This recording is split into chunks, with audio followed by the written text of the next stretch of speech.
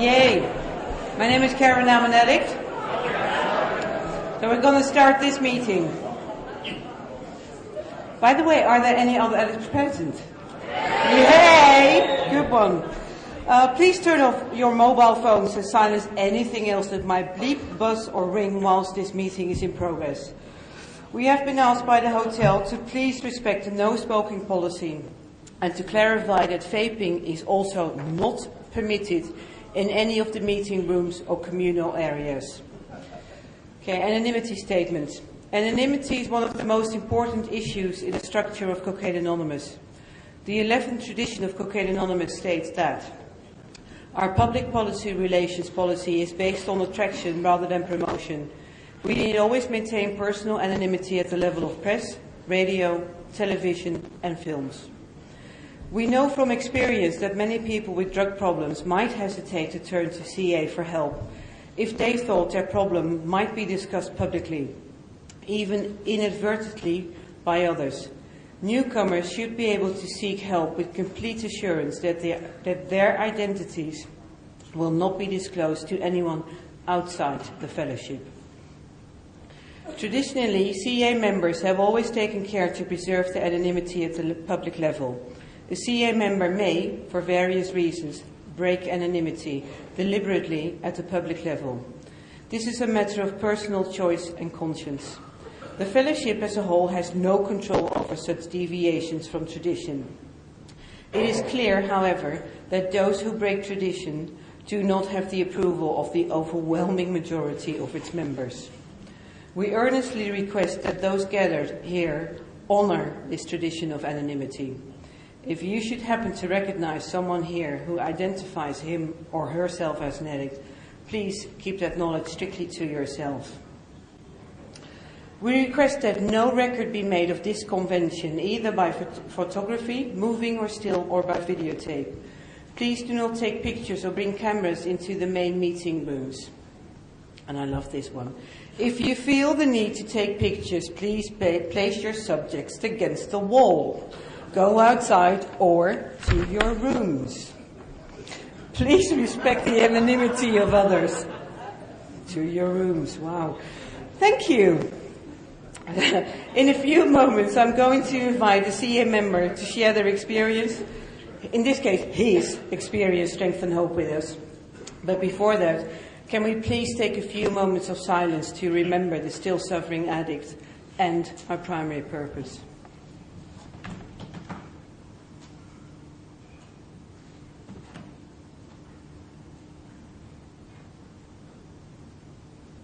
Thank you. And I've asked Peter from Scotland to read the preamble.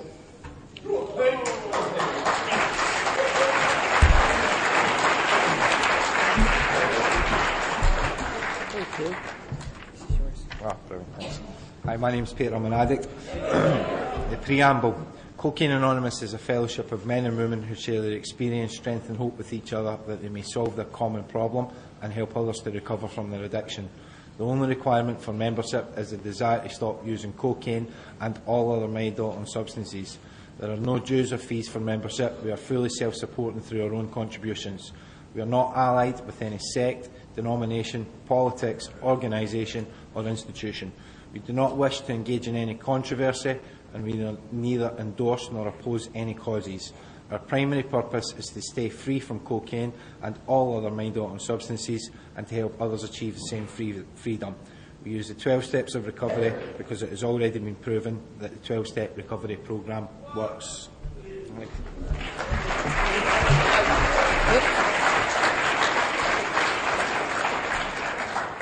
Thank you, Peter. We welcome any member or any members of the media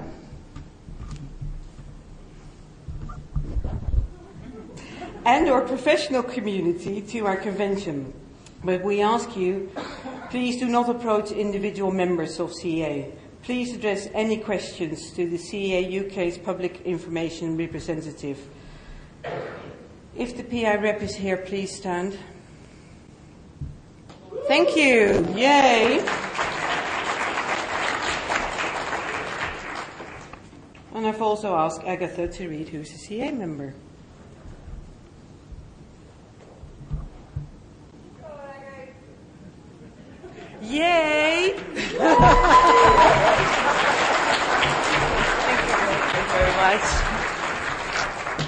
Greetings, my name is Aga Monadit, who is CA member. While the name Cocaine Anonymous might sound drug specific, we wish to assure you that our program is not. Many of our members did a lot of cocaine. Others used only a little, and some never even tried coke. We have members who drank only on occasion, those who casually refer to themselves as drunks, and others who were full-blown alcoholics. Lots of us used a wide variety of mind-altering substances. Whether we focused on a specific substance or used whatever we could get our hands on, we had one thing in common. Eventually, we all reach a point where we could not stop. According to CA's third tradition, the only requirement for membership is a desire to stop using cocaine and all other mind-altering substances. Whatever you might have been using, if it led you to this meeting, you're probably in the right place. Over time, virtually every single one of us has realized that our real problem is not cocaine or any specific drug. It is the disease of addiction. It can be tempting to focus on our differences rather than our similarities, but this can blind us to potential source of support in our recovery. As we hear other members' stories, the most important question to ask ourselves is not, would I have parted with these people, but rather, do these people have a solution that can help me stay sober? We encourage you to stick around and listen with an open mind. With its all-inclusive third tradition and first step, Cocaine Anonymous welcomes anyone with a drug or alcohol problem and offers a solution. CA's 12 steps are not drug-specific, and Cocaine Anonymous is not a drug-specific fellowship. It doesn't matter to us if you drank or what type of drugs you used. If you have a desire to stop, you're welcome here.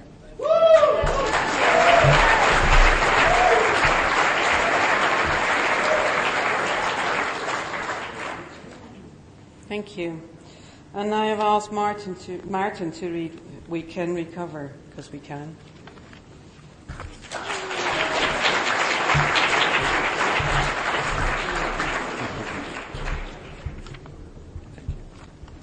My name is Martin, I'm an addict. We can recover.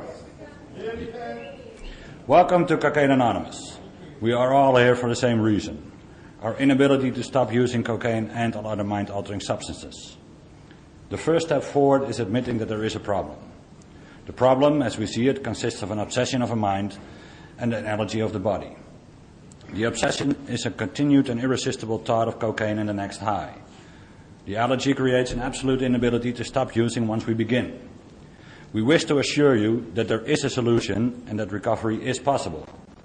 It begins with abstinence and continues with practicing the 12 steps of recovery, one day at a time.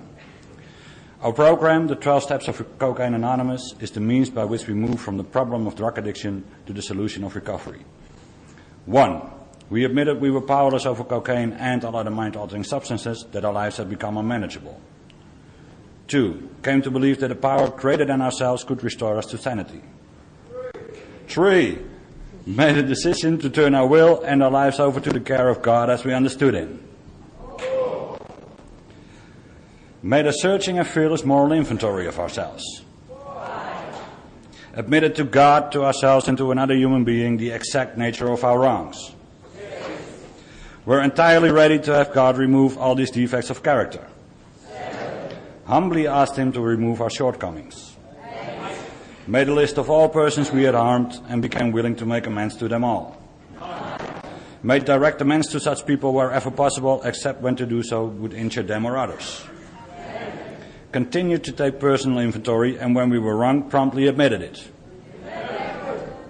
Sought through prayer and meditation to improve our conscious contact with God as we understood Him, praying only for knowledge of His will for us and the power to carry that out. Having had a spiritual awakening as a result of these steps, we tried to carry this message to addicts and to practice these principles in all our affairs. Cocaine Anonymous is a spiritual program, not a religious one. In CA, we believe each individual can choose a higher power of his or her own understanding. In short, a God of his or her own.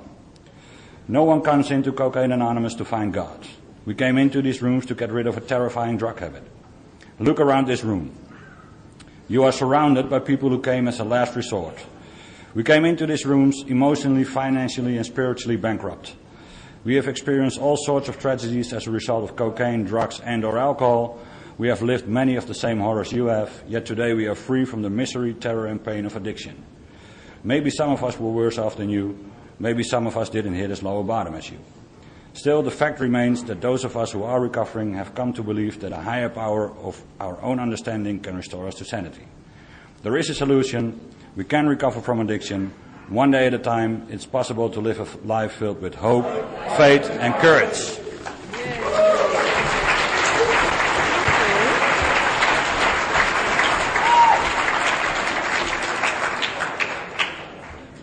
Thanks, Martin. Tradition 7, Tradition 7, see the other page, it says here, because we've changed the format. We've asked Carl to come up here at the podium to read the traditions.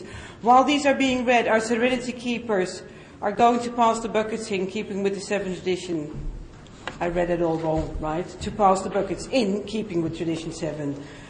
Please, let's do this as quietly as possible. The conscience of this convention committee, CEA UK 23, is only to pass the tradition 7 buckets around during the main speaker meetings. Okay.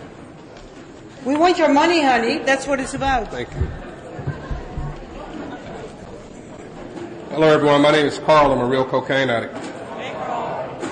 The 12 traditions. 1, our common welfare should come first. Personal recovery depends on CA unity. 2, for our group purpose, there is but one ultimate authority, a loving God, as he may express himself in our group conscience. Our leaders are but trusted servants. They do not govern. 3, the only requirement for CA membership is a desire to stop using cocaine and all other mind-altering substance. 4, each group should be autonomous except in matters affecting other groups or CA as a whole. 5, each group has but one primary purpose, to carry its message to the addict who still suffers. 6, a CA group ought never endorse, finance, or lend the CA name to any related facilities or outside enterprises. Least problems of money, property, or prestige divert us from our primary purpose.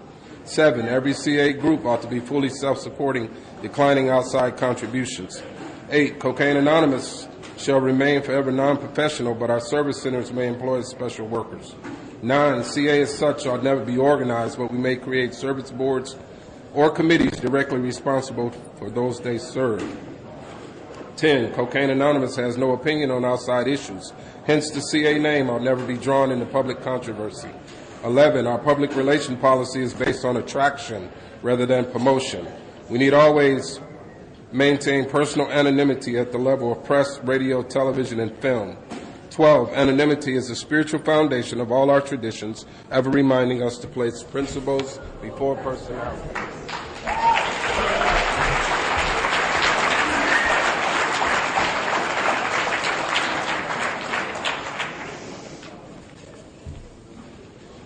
Okay, before handing the meeting over to Peter, I've known you for several years, and what I know of you is you are always of service to Cocaine Anonymous, always.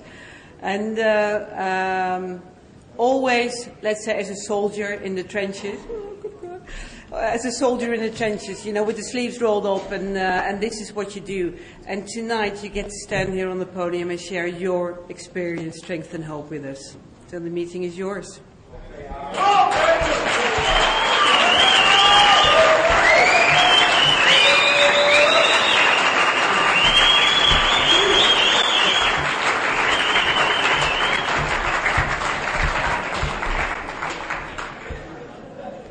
Hi everyone, I'm Peter and I'm a cocaine addict. Yeah, I'll try and speak English. I'm not from these parts. I was actually born in London. I knew that would catch some heat, but yeah, I'd like to thank you all for coming in here to listen to me tonight. It's an honour to get a chance to do something like this. Thanks for asking me, you know. I never thought in a million years, you know, the centenary of the Easter Rising, where would you be sharing it? CA convention, you know. But earlier on I went up to the room just to see was this really going out live, and it is. So luckily it's after 10 o'clock, so if my foreign accent comes out with words that might be offensive. Speak up a little bit. Can you hear me now? Yeah.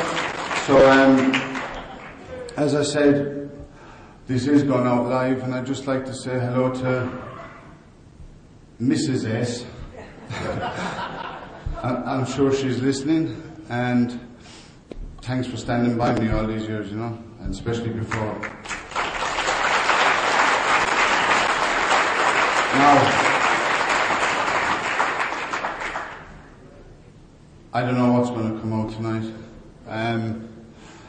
A couple of times during the week, Mrs. S said, "You're not going to write anything down." Up to a few weeks ago, I thought I was actually asked to do something in a small room someplace. That's what my head said anyway. I have no problem with that. I've done it a couple of times at the conventions. One year nobody turned up, it was great.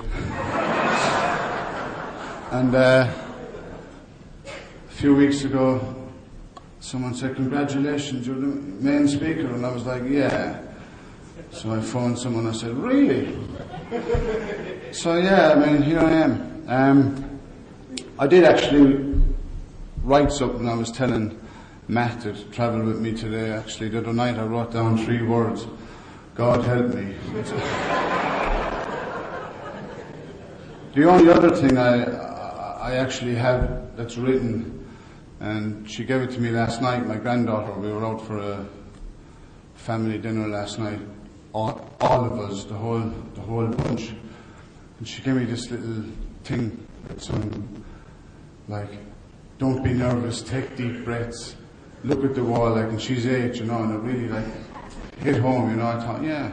So I read that actually tonight before I came down. Anyway, my story. I grew up in the west of Ireland. That's why I got the funny accent. But I usually say this when I'm sharing at meetings, I used to be a lying, manipulating, cheating, thieving, drug-taking alcoholic. And today I don't drink and take drugs. But I have this 12-step program, that sorts the rest of it out, and that's what's important, Without it, God, I don't know where I'd be. Not to make it a war story, but for ID purposes. The bad thing is, when I go to, I've gone to different fellowships by accident or whatever.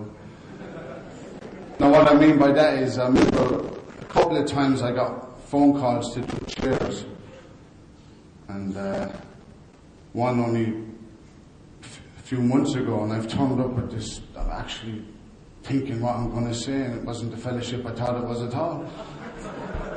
So that kind of. But of the different meetings I've been to, the frightening thing that I found with myself is I can relate to lots of people, whatever silly, sick, mad stuff it is. I'm kind of thinking, wow, I'm there. But going back, growing up, I was raised, as I said, in the west of Ireland, nice, quiet little part. Lovely family life.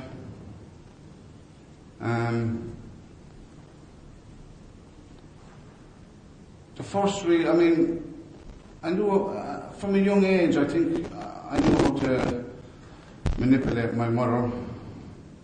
I was like her pet. But the first major thing to hit our family was, she died when I was about 7, I think, 7 or 8. And that was like the end of the world, There was 4 of us. I have 2 younger sisters, and I have another sister that's a year younger than me. We're very close today. But at the time, it was like the end of the world, you know. And I remember I was old enough, I couldn't really figure out what was after happening and why did it happen. And I remember questioning things like, because I was brought up to go to mass and stuff like that, but all that at the time was like, this is wrong. And if there is a God thing, why did he make this happen, you know? And after that, it was good, you know. The family got together, they done the best they could to raise us. My 2 younger sisters went to my grandmother's. My father tried to raise me and my next sibling. And it was all right, you know. Those few years I can just vaguely remember, you know, I didn't like feelings.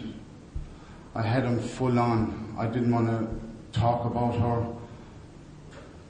Didn't want to hear anyone. If someone asked me about her, I didn't. And I'd started, I think it was about 9 or 10. And as there was you could say, my father worked hard.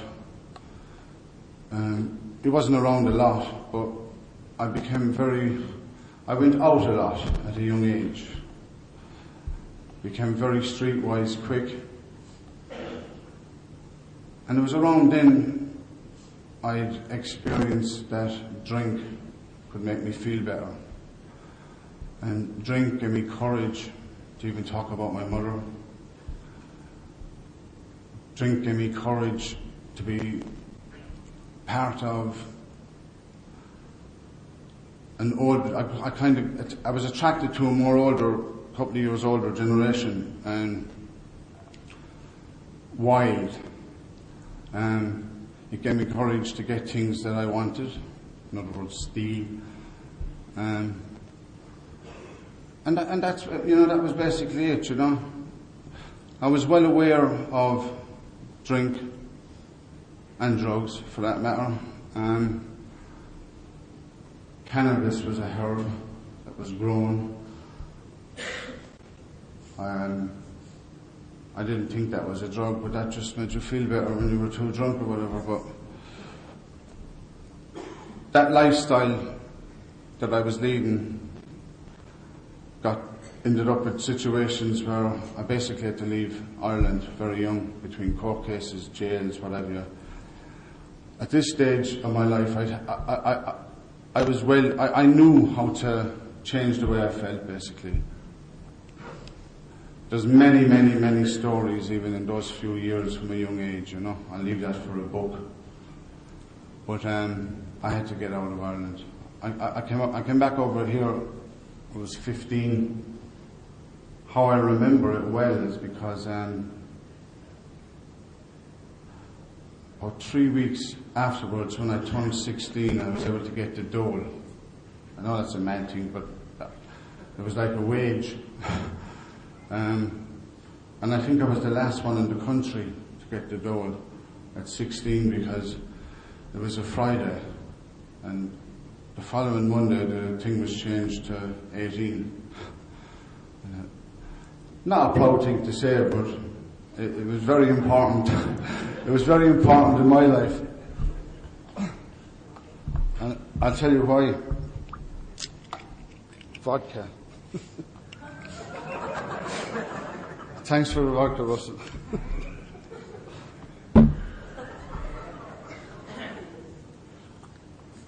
Now, this new thing I'd learned, you know, I just had to go and sign my name, and I could get money, and I had my first flat. So basically, you know, I've kids myself, and even my 29-year-old, I think he's very young. So thinking about it and looking at it that way, geez, I was very young in London, you know, in a flat, and having this attitude about getting what I want, however I wanted it, and didn't know I could get it by signing a piece of paper and stuff like that, and have a flat. And it started there, My drinking and drugging then, was mad. I can honestly say, I think I spent many, many years in blackout, Every now and again I get a flashback of something or other, but most of those years it was like ticking off the tube stations that you wake up, sleep in, how many police stations in which parts of London you wake up being done for drunken disorderly, stupid things like that, Getting barred from pubs all over north and south of the river. It was just a mad lifestyle. In the meantime, I used to go back a lot, cause trouble back at home.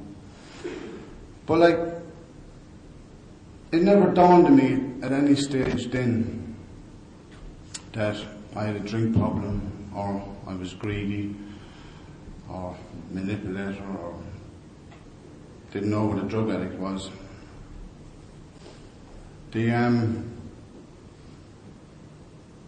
was around that time, I think I was 21, I've often heard in the rooms, I took a hostage. As it said, I got together with my first partner. We had 3 kids. And as I said earlier, even those years, it was just mad, Some days, be drinking at the end of the street wouldn't bother me. I'm sure they remember those days, Other days I was running a pub. I'll never forget that one. I was mad. I was actually drinking in a park, met someone I knew, kicked the bottle away and let on that everything was alright. I was just sunning myself in the park, and he says, "Are you doing anything tonight? Do you want to work? I'm running a pub." And of course I do. Next thing, I'm working in pubs. Brilliant. All them lads are dead now from drink, looking back. That led to my ex-partner. She ended up getting a job in a pub as well. And I didn't like that. She reminded me you're one in EastEnders, Angie or whatever her name is. But I got angry around that time as well. So she barred me. And then there was this pub watch scheme. So I was barred out of every pub in East London. My picture and everything was embarrassing. But that's basically, that was it, We split up then. I must say as well, one thing I did do those last few years, and I'll probably relate to it in a while, especially with the big book, because the big book to me is like, I'm an electrician, you see, and I've got a regulation book for things I do in electrics.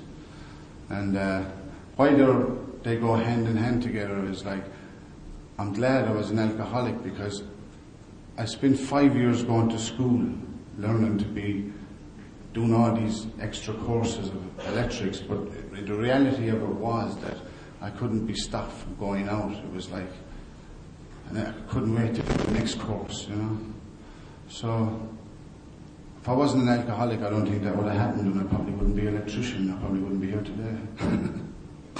But, moving on,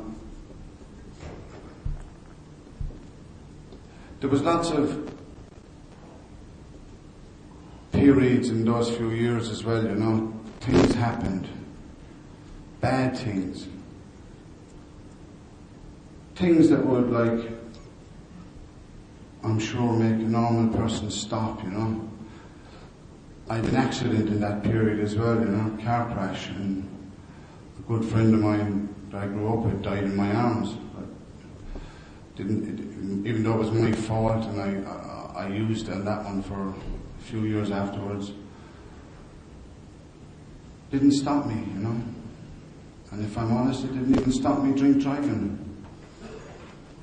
It was also that period when I witnessed some poor fella dying of an overdose one night in the squat. And we all just left him there, you know. Didn't stop me.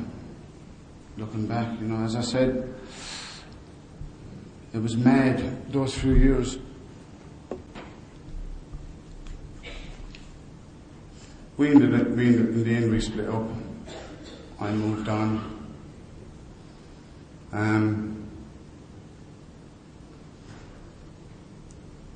moved back up to North London. And strangely enough, the woman I'm married to now, I didn't say at the beginning of the chair, but I'd been with her 30 years ago. And we split up back then. How would I put it? Well, my ex got pregnant basically, and I'd done the honourable thing and went back to my ex. But after we split up, definitely she came back into my life. It's just, again, I'll leave it for the book. I could spin it, I'd bore you to tears with it. It's like a love story. But we got in contact again, and at this stage of my life, though, I knew, you know, I had a few moments of like,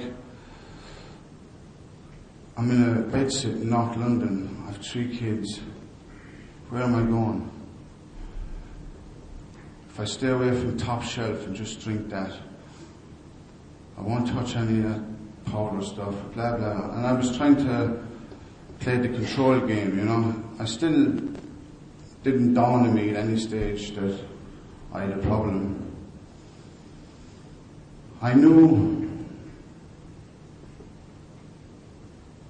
something was wrong, but I honestly believed that I'm better than that. I can control this, you know. And now that I'd met up again, I had this great vision that that's what I'll do. I'll move out of this country, move over to the Middle East, because over there they don't have pubs, and I won't be able to get any gear, and life will be good, you know. And that's what I done. I don't think I'd arrived in the place a week, and I think I'd found the worst places where maggots wouldn't crawl. It was just mad. We got married even. We went off to Cyprus to get married. I was just drunk all the time, that's the truth. And we came back after our honeymoon, and I vanished for a week or something. A few nights, I don't know. But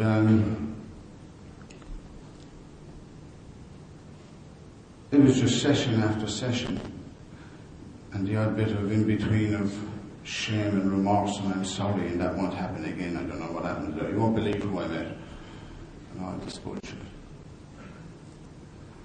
But I was starting to realise, well, maybe something isn't right. I know what it is. It's this stupid place. The sun, too much sun, and I don't even speak the language.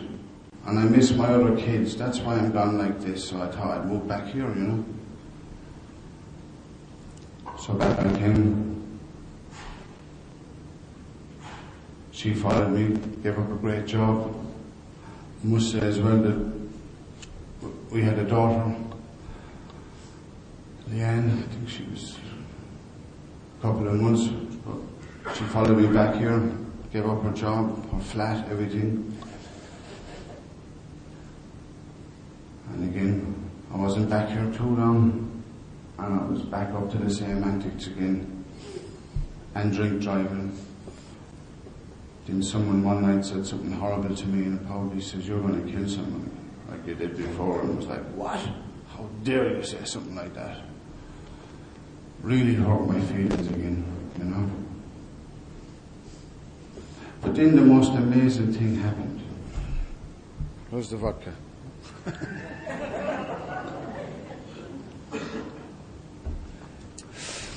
Now, even though over the years, you know, I was well aware of what cocaine was. I was more of a speed. 80s, 90s, cheaper. I could get you cocaine. I'd talk you into getting you cocaine because I'd rip you off. But it never really bothered me as such, you know. I used to just take whatever was going, you know. I'd just get too pissed or whatever. But this particular time, I'll never forget it, another Irish thing. It was St. Patrick's Day. And I was in this pub in North London and someone said, try some of this. Well, I thought to myself, wow, I've landed. Even the way I thought felt different. And I had this like intuition, whatever the fuck it was. It was like, if I'd have been on this all my life instead of being so stingy and mean, none of this shit would have happened to me, and I'd be okay. And that's what I'd done. I said to your man, I called him over again. I said, don't go away and get me a gram of that, will you? And he did. And I said, go away and get me another one. And I think the next day I said, why don't you just get me 3.5 altogether? You know, lucky me, I have a habit of getting jobs sometimes. I don't know what it is. People actually imply me I'm supposed to be good at what I do. Well, I am actually. But, you know, I had money at a good job at the time. And that was kind of it, you know. It was like the steps, you know. I kind of handed my life over to cocaine, you know. And it worked. So I thought. It worked great. I employed loads of addicts. Came up with great ideas like when we used to get balls of money. Why don't I just buy a big bag with your wages? Things like that madness. And, you know, it worked. There's your wages. Let's sniff this.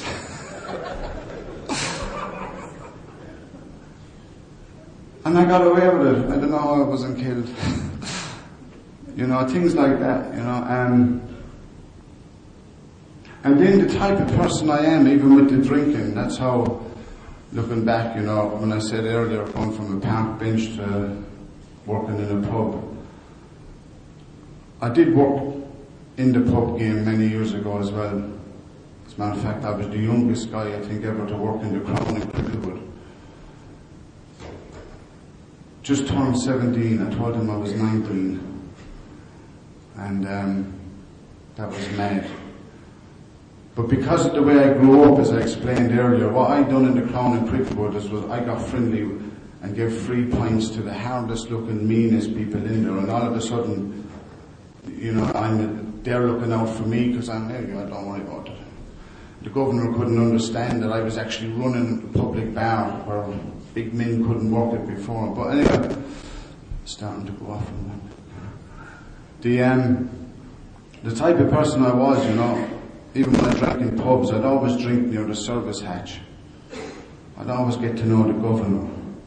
And the reason behind that was because when the pub closed, it was like, you know, the afters or whatever. And the same with when I was buying the drugs. I got sick of buying them off people in pubs, you know. I want to know where it was coming from and let's buy loads. And that was good. And at this time,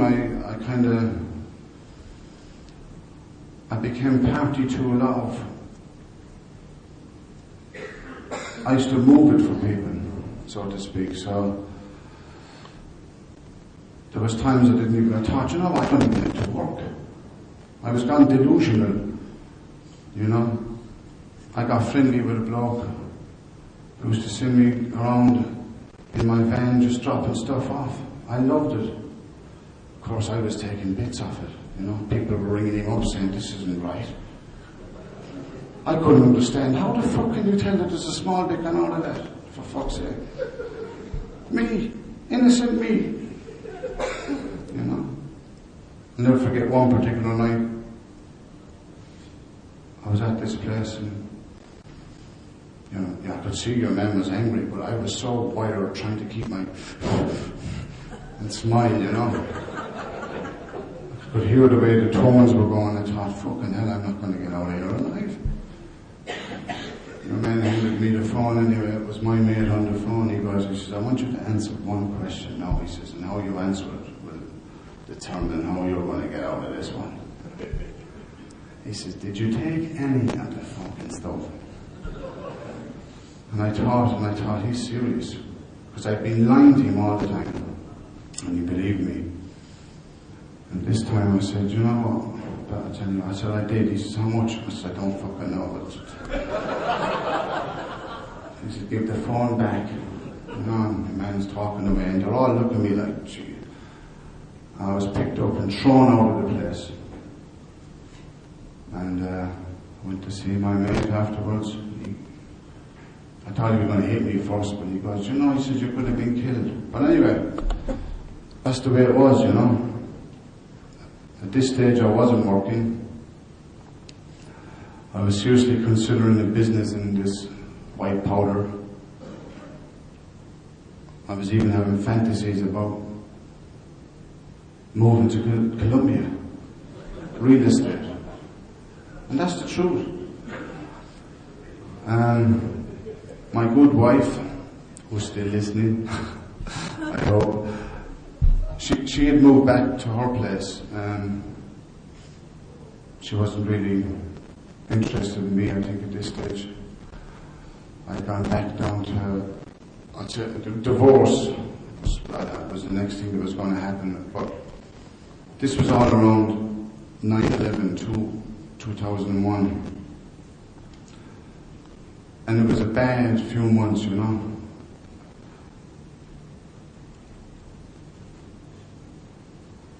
Those few months, I ended up, this is what I say, cocaine saved my life, you know. The crack, didn't want to touch that, but in those few months, I was bang on that stuff. You know, I used to, for a while, go to places and drop some Charlie off and think, fucking hell, I'm not going to look at, what's he doing that for? Wasting that lovely powder. But, you know, I ended up in a bad place. Moved out again, stayed in a crack house. You know, even that guy that I ripped off, he kicked the door in up there one night. Started shouting at the people there and told me to get out, get back to your wife and kids and stuff like that. It was just messy. And to be honest, at this stage, I still didn't believe I had a problem, you know. All that was wrong with me now was that I'd been on crack and a bit of heroin. That's the problem. I'll be alright once I can sort this out. But I was fucked. That was the period where it actually sunk home that, you know, this shit is real.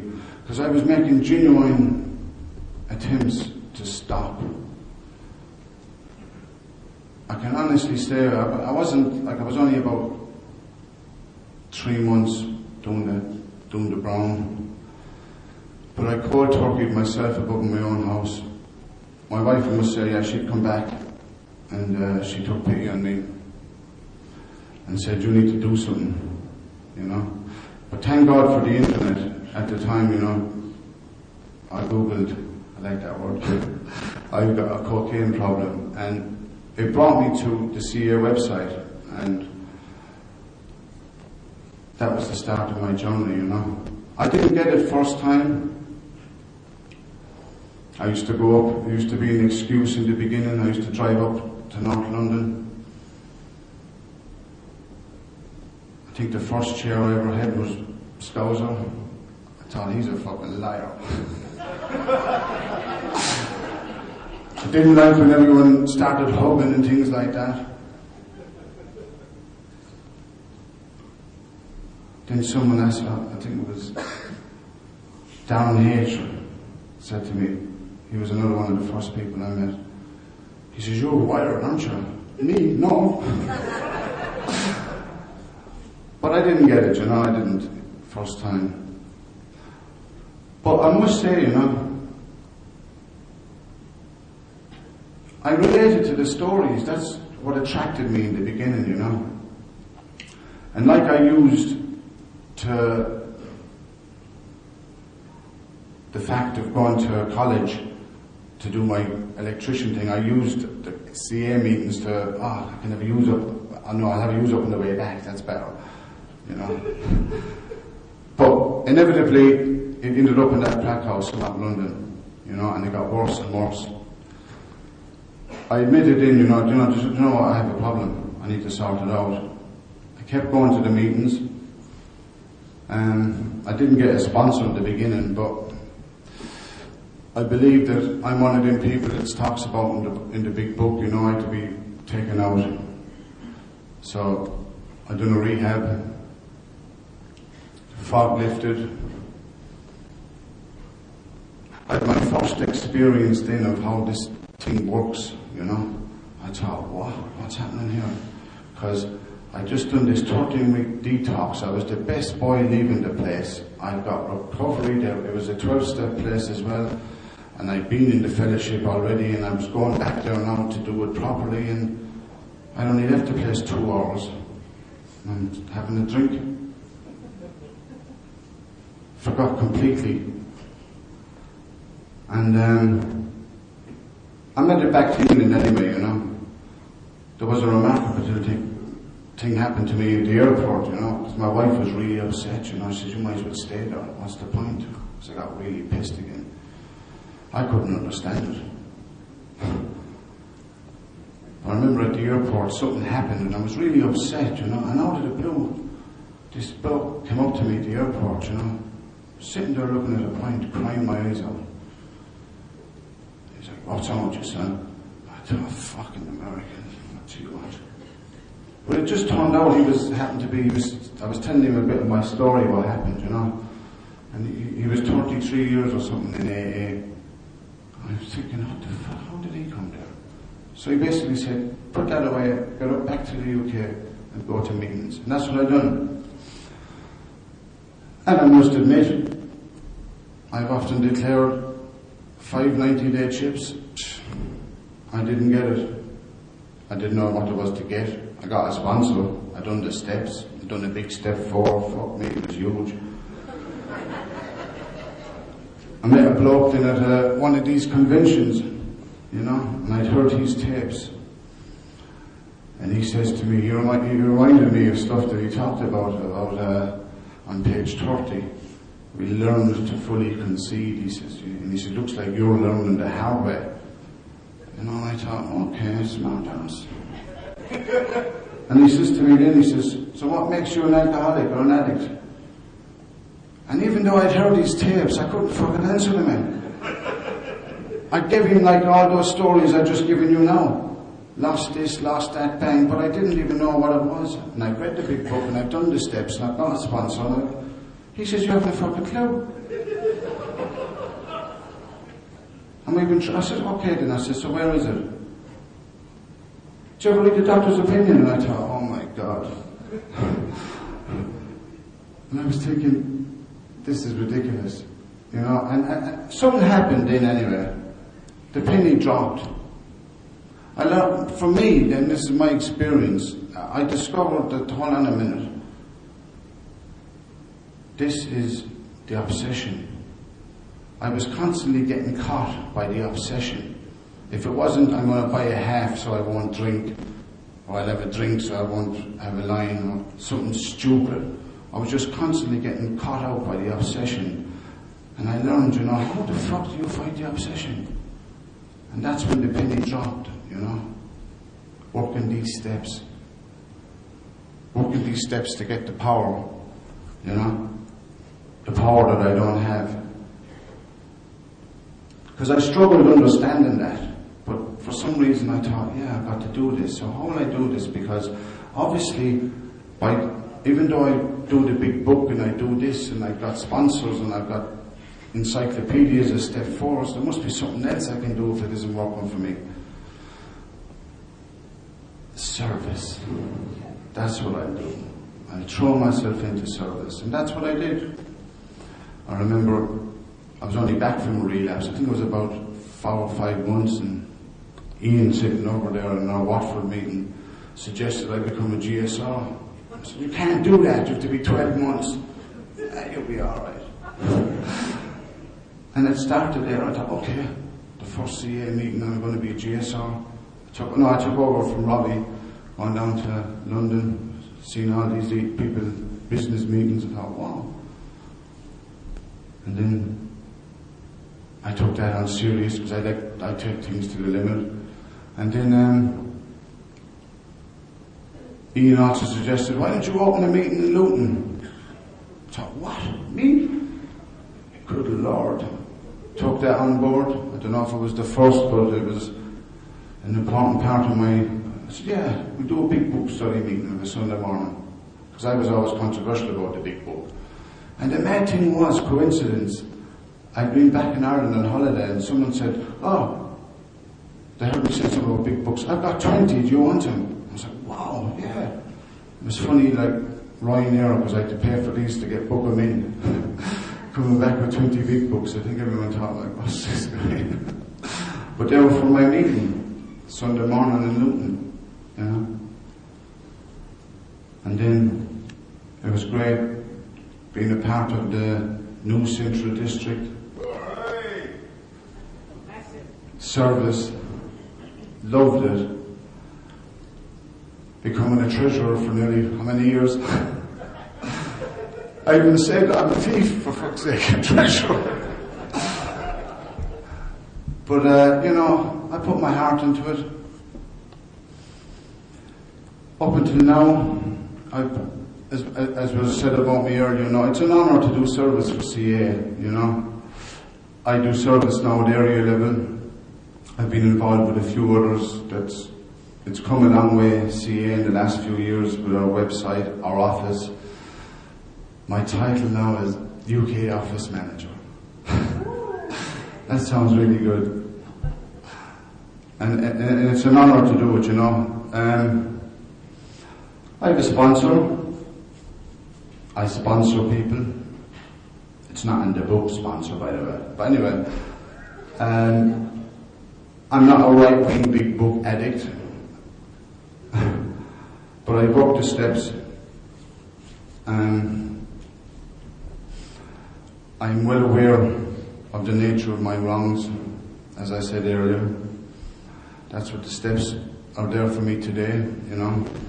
I get up today, and the first thing I do is I acknowledge, thank God, and get on with my day, because, do you want to know the truth? Anyone that knows me or phones me during the day, I fuck everything up.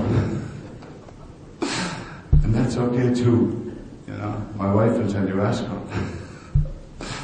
But the long and the short of it is, you know, I love this fellowship, you know. The steps are amazing. It's been an amazing journey for me. I'm still learning. I've got a God in my life today. I don't know what God is, and I've no right to talk about God. God just is. I've accessed the power by working these steps. I don't question what it is, I just do what I do.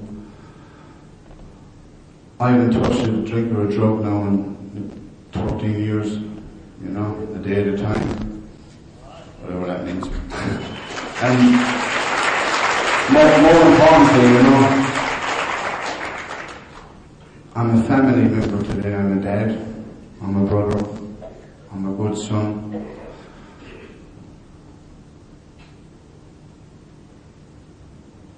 I've got this. This is always going to be in my life, you know.